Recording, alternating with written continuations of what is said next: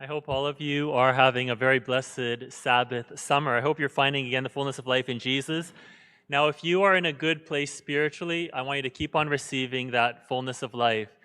If you are not in a good place spiritually, what I'm about to say is still going to apply to you, but in a different way. And here's the message for today: get ready for the upcoming crisis. What crisis? I don't know. All I know is the crisis is coming. Why is that? Because life is an alternation of spiritual consolation and spiritual desolation. That's just the way it always works. Life is a time of testing, but also of peace, and God uses both to perfect us. Now, please don't worry. If you do what the Lord is telling us today, you will not be harmed by the upcoming crisis, not spiritually. St. Ignatius of Loyola says this: let the one who is in consolation, hopefully that's us, think how he will conduct himself in the desolation which will come after, taking new strength for the time. So Rule 10 in the discernment of spirits, you might remember, it tells us how to resist the temptations of the devil and then how to cooperate with God.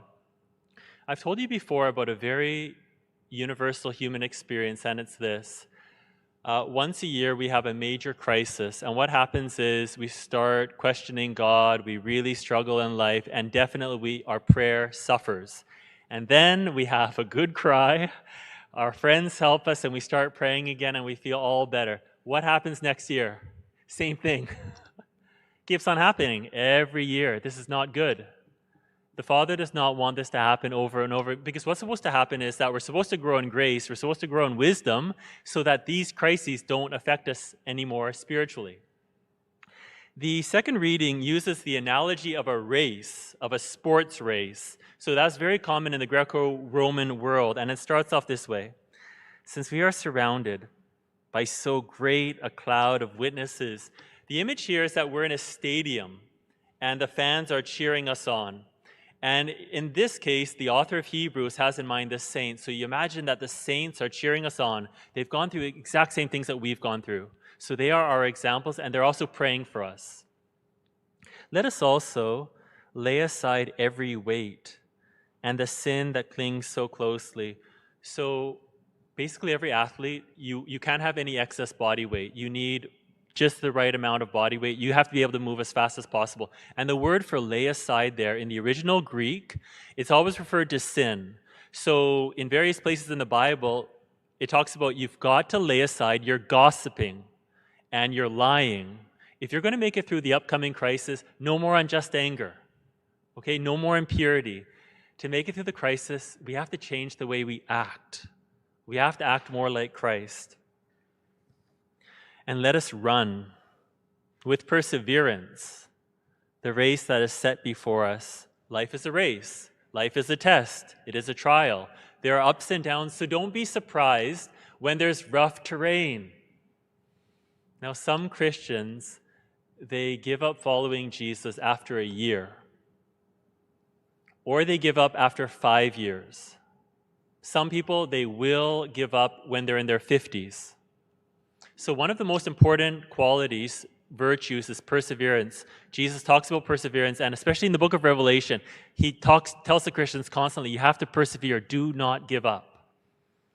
Looking to Jesus, the pioneer and perfecter of our faith, who for the sake of the joy that was set before him endured the cross, disregarding its shame, and has taken his seat at the right hand of the throne of God. So this is the best part, looking to Jesus. You want to imagine Jesus at the finish line, and we can see him, and he's ready to reward us. So a lot of us know when we play sports, you think about certain things to motivate you. I've heard about boxers, when they're in a match, they think about their family. It gets them to go on. And I told you twice before about Rich Froning, that CrossFit athlete. So he's mentioned when he's in incredible pain, he thinks of Jesus on the cross, dying to bring us salvation, and he goes. So one of the most famous descriptions of prayer has to do with looking at Jesus. So St. John Vianney, in his country church, he sees a peasant, a farmer, praying so beautifully. So he asks the farmer, what do you say to God? And this man famously says, I say nothing. I look at the good God and he looks at me.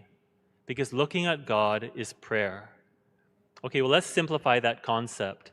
Okay, you know what worry is?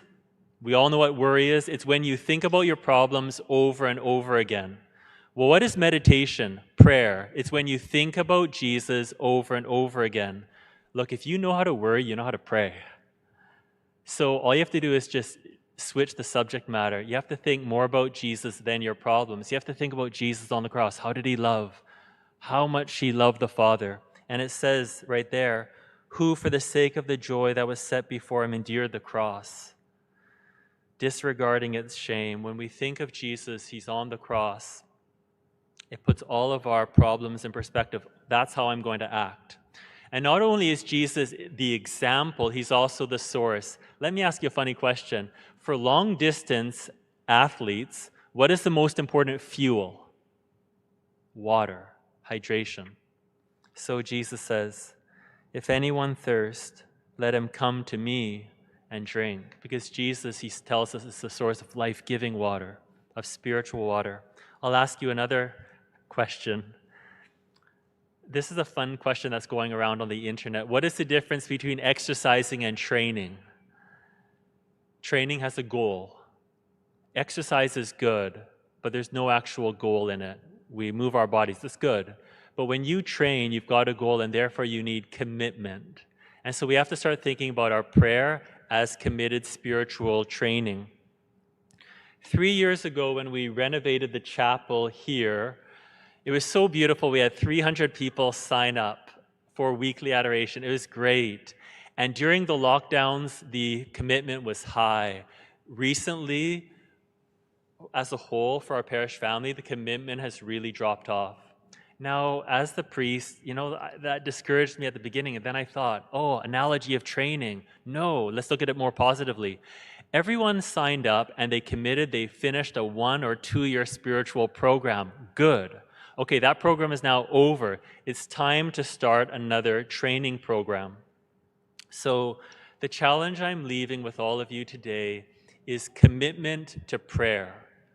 What is your commitment to prayer? So each of us will have to find the unique routine. The principles will be the same. This September, we've got a few ministries starting that should help us. So the first one is starting on September 8th, Journey Through Scripture. Journey for Scripture is for those of us who want to go really deep into the Bible, very theological, very nourishing. So this year's theme is the Bible and Mary. It's going to be amazing. It will help your prayer life. So next week, we're going to take registration for that. Another one will be faith studies. So faith studies has been the most wildly spiritual, fruitful ministry like in Canada. There's so much growth there. So for those of you who haven't completed all 5 levels, think about completing it. It's for your own good. That's September 20th. And finally, our life groups. So the life group is a very intense form of spiritual accountability. It's where people meet every 2 weeks, same group, 2-year commitment, and they journey their spiritual life together. So they hold each other accountable, they challenge each other, and they bring each other up. So if you have any questions about life groups, talk to Ricky, the Director of Community, after Mass. Let's end with an image. Imagine 2 people are taking a bus. They're both standing and they're both hanging on to the rails. The first person holds on lightly, he's on his phone and he's doing okay. But as soon as the bus takes a turn, he loses his balance, he falls, he hurts himself, and the rest of his day is terrible. Person number 2 is also standing holding on the rail, but because she's listened to Father Justin's homilies, she looks ahead and she anticipates the curve, the turn, and so she holds on more tightly to the rail. She braces herself. She comes out of the curve. No fall, no injury, no damage, and the rest of her day is no problem. So those are the 2 options we have for the upcoming year. Right now, whatever we're doing spiritually, it might seem like it's enough. And it's enough when the street is straight. But as soon as we hit the curve, it will not be enough. So I'm lovingly warning you, probably what we're doing, it won't be enough. So the better option is we're going to expend a bit more energy. We're going to renew our commitment to prayer. We're going to be looking at Jesus Christ all the time. And when that curve comes, no problem, it will not hurt you spiritually. And Jesus will say, as he does in Revelation, I will give the victor the right to sit with me on my throne, as I myself first won the victory.